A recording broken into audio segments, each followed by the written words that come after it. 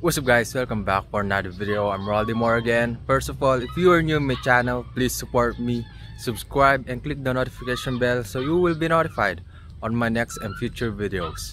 In this video guys, samahan niyo ako maglinis ng mga kainan ng kalapati guys, and in the next video or sa mga susunod na video, bibigyan ko kayo ng update dun sa mga kalapati ko. So in this video guys, samahan niyo ako, linisin natin yung mga kainan nila kasi tag-ulan ngayon guys, tsaka kakatigil lang ng ulan and sakto napakadumi ng mga kainan nila, kaya kailangan ko ng linisin. So yun, medyo marami din yun guys, kaya gagamit ako ng timba. So yun, samahan nyo ako guys. Pala guys, yung gagamitin nating timba, hindi lang, joke lang guys. Ito yung timba, ilalagay natin dito yung mga kainan guys. So yun, ito pala yung pusa ko guys. Ito yung isa sa mga pusa ko. Pangalan niya is Toasted. Yan. Playful to guys, napakabait nito. So ito guys, tara, samahan nyo ako guys, kunin yung mga kainan nila. So ito guys, yung mga lalagyan ng pagkain. Yan. May tubig sila guys kasi kahapon nag-uulan dito.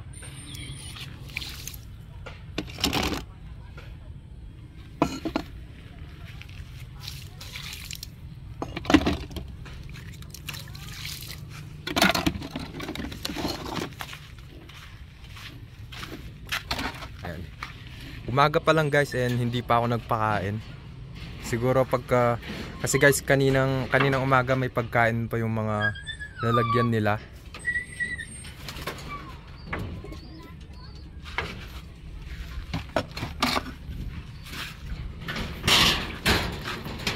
Hindi ko rin pinapalabas yung mga kalapati na nandito guys sa loft na to, kasi guys last time na pinakawalan ko sila, kinain at sinira nila yung mga ibang halaman guys, like yung mga talong na tinanim ko dito. Ayan.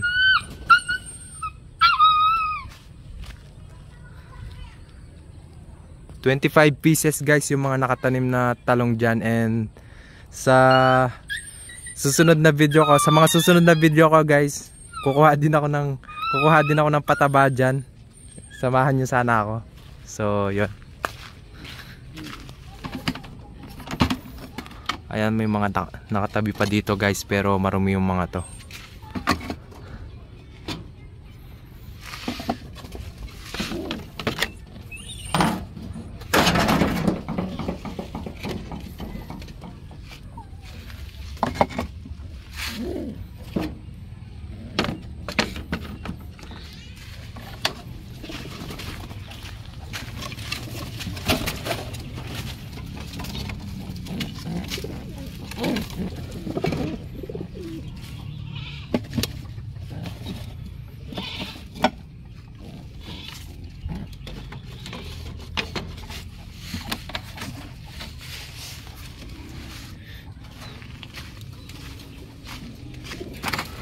Ito pala guys yung mga lalagyan nila ng inumin.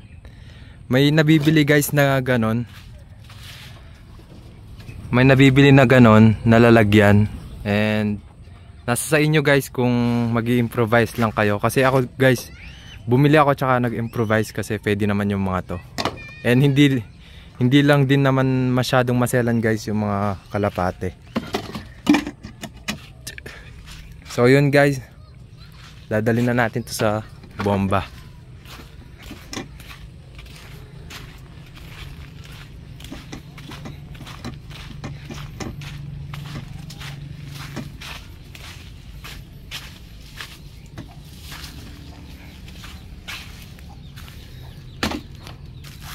So I'll be back guys, isi-set up ko lang yung camera. So ito na guys, na-setup ko na yung camera, and kapag naglilinis pala ako guys ng mga kainan nila is hindi ako gumagamit ng any soap or sabon na panglinis. Basta binabrush ko lang siya guys, and kapag kung may araw naman, binibilad ko pagkatapos kong linisin. So yun, yung panglilinis ko guys is gagamit ako ng steel wool or yung pang is ng kaldero na hindi na ginagamit. Syempre guys, hindi ko naman gagamitin sa mga kainan ng kalapate yung ginagamit sa panglinis ng kaldero. So yun guys, ibababad ko muna sila sa tubig.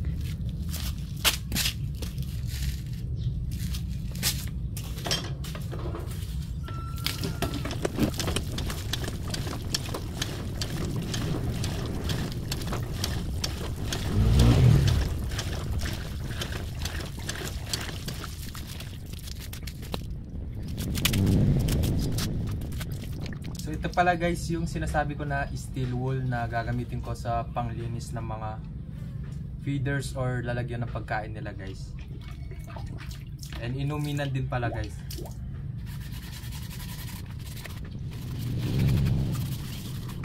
Pwede din kayong gumamit ng pang brush guys, like parang ganito.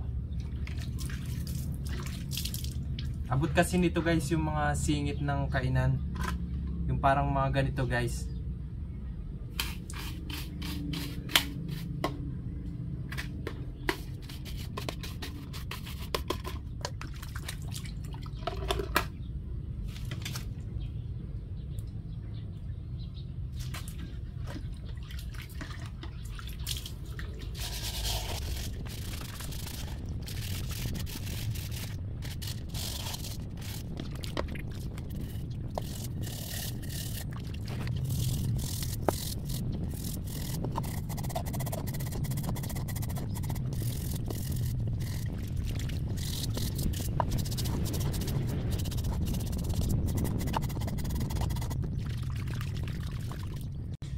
Ito guys, nabibili siya sa mga poultry supply, mga 15 to 30 pesos.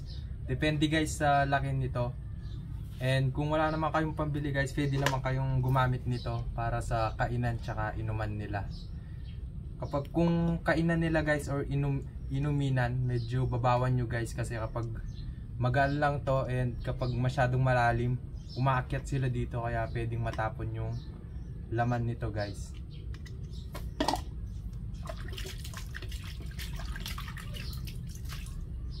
So yan guys, nalinis ko na yung isa sa mga paso.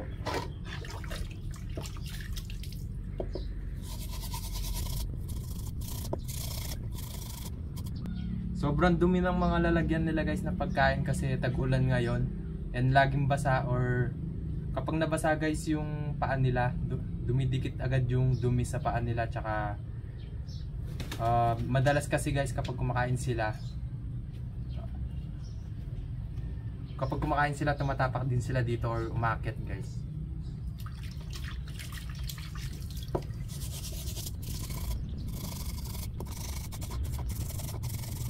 Madali lang naman guys tong linisin and madali lang din matuyo. Pero may mas madaling linisin guys, tsaka mas madaling matuyo kung pupunasan nyo, which is ito guys, yung plastic na feeders or kainan nila.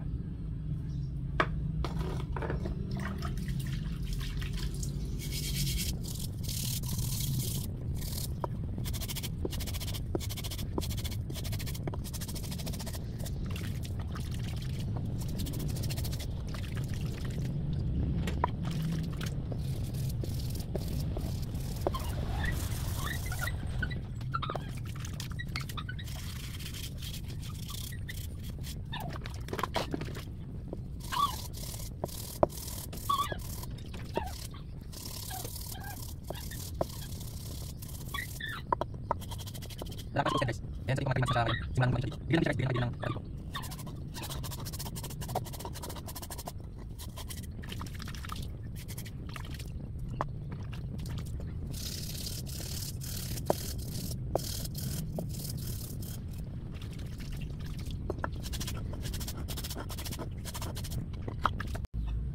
Ito guys yung pagkakaiba nila, malaki to tsaka maliit. Ito mga nasa 15 to 20 pesos kapag binili nyo sa mga poultry supply. And ito guys, kapag binili nyo, mga nasa 30 pesos guys. Pero depende din guys, minsan kasi may binibenta sila ng malaki pero mura din.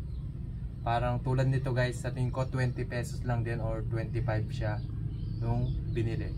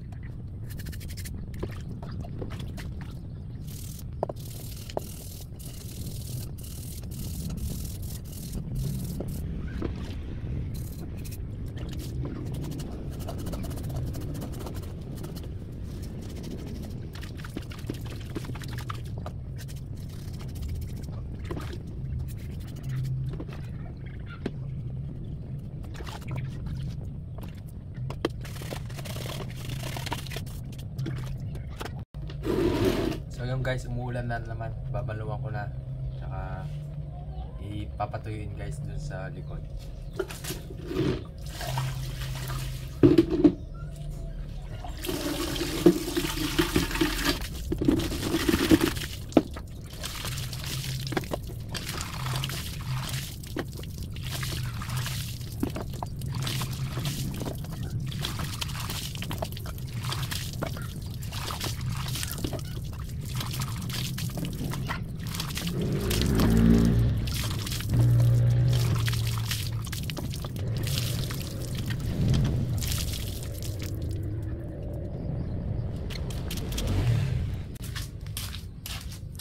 So ito na sila guys, dadalhin na natin siya dun sa malapit sa mga kulungan ng kalapate.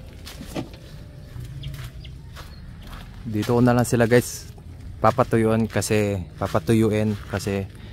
nakasilong naman sila dito.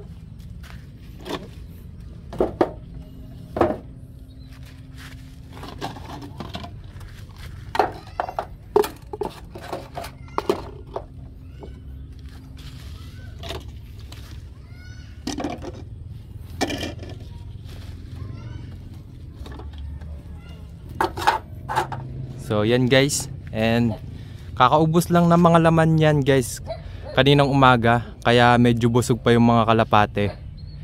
Pero kahit busog yung kalapate guys, kapag binigyan mo sila ng pagkain, kakain talaga sila. Kaya kapag natuyo yan guys, bibigyan ko sila agad ng pagkain and inumin. Yan, lalagyan to guys ng inumin tong dalawang to. So yun guys, that's all for this video guys. Thanks for watching. See you to my next video. Raldimore signing out.